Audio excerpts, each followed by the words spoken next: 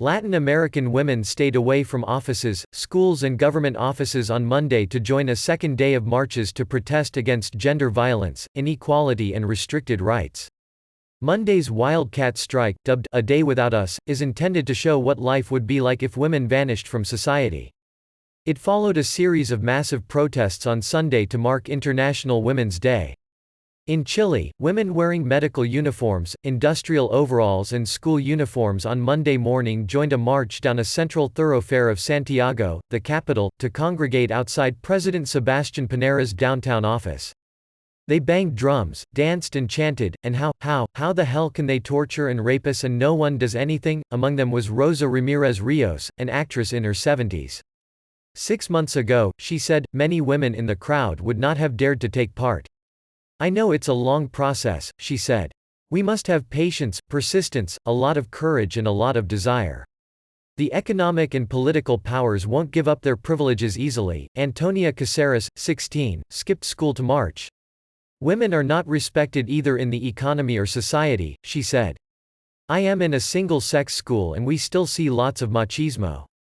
One teacher told me that maths and women don't go together, that we were never going to understand it. Protests in Chile have surged since last October over deep social inequality. In Mexico, the capital's usually traffic-choked streets were virtually empty at rush hour on Monday morning. Public transport was mostly devoid of women, schools were closed and many workplaces were empty. Some women chose to turn up, though, including at a Starbucks cafe in the city's business district, with others saying they could not afford to miss a day. Cristina Velez, director at Montessori's World, a private school, said she had given teachers the day off and kept the school open with the help of administrative staff. Protests there are focused on a surge in femicides, or gender-motivated killings of women.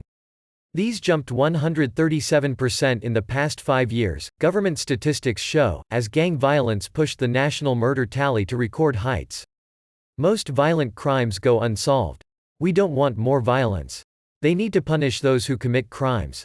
Velez said. Organizers of Sunday's march in Santiago estimated 2 million people took part, compared with a police estimate of 150,000, and there were sporadic clashes between marchers and police.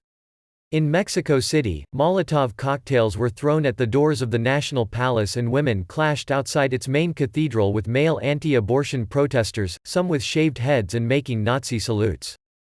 President Andrés Manuel López Obrador has said government employees are free to join the walkout.